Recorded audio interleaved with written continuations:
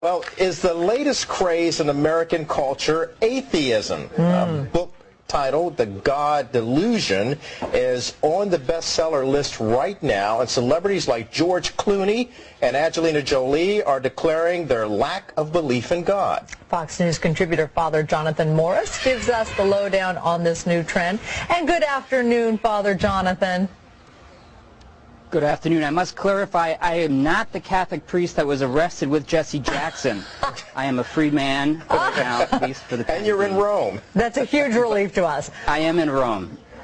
I am in Rome. Yes, the whole issue here of this fad of these books about atheism, I think we have to make a distinction here. I don't think there's a fad in atheism in the general public. What we see is a fad in publishing companies putting out books by very outspoken atheists who are going beyond their scientific field and saying there is not a God.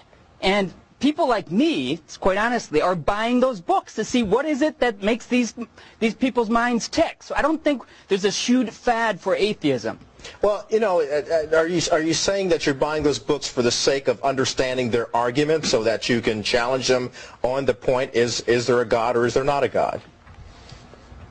Well, I'm not interested in confronting them so much as I'm interested, I have a lot of atheist friends, and they really suffer their atheism, I would say. In other words, they suffer the fact that they don't believe because they know that the world makes a whole lot more sense if God does exist. But these, on the other hand, people like Richard Dawkins, are not these people who are suffering their atheism. They're pushing their ideas on the general public and saying we who do believe are silly, we have no common sense, and they are the only elite who know what they're talking about. When I look out at creation, I see this is not blind faith. I mean, how do we explain the intricacy, for example, of a human eye? How do we explain the incredible geological reality out there? Sure. The way I look at it is there's more probability for a divine architect than anything else. Yeah, and especially the birth of a child and that whole miracle of pregnancy, that'll change a lot of people's minds. Father, when you look at that 90% of Americans believe in God, which I found very encouraging, why is it that there is this sort of posturing in the media of atheists as the intellectuals? Great question. You know what? If there's a fad towards these atheistic books, there's a pattern of religious belief, and it goes back thousands of years. And that pattern is continuing with, as you say, 90% of Americans. Now, how would you get 90% of Americans to agree on any single issue whatsoever?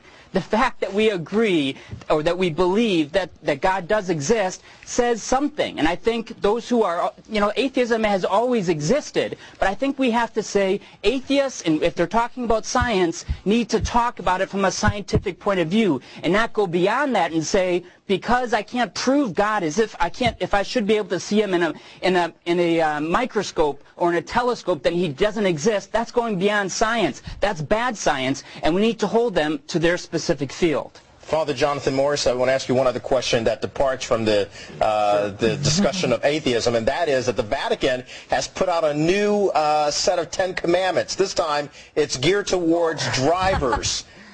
What do you think about the driving 10 commandments? Right. Well, it's a little bit of tongue-in-cheek, but, because most documents coming out of the Vatican are much more staid, much more formal. And I think the Vatican, this department of the Vatican, which was not the Pope, it was a department, was trying to step out and say, you know what, 1.2 million people die on the roads every year, and 50 million are injured. And many of those based on human negligence. And so all of a sudden it's becoming a very much a moral issue. If you're text messaging, you're putting your makeup on and all the rest, you're putting people in danger. Good advice. And we'll leave it there. Thank you very much, sir. Father Jonathan.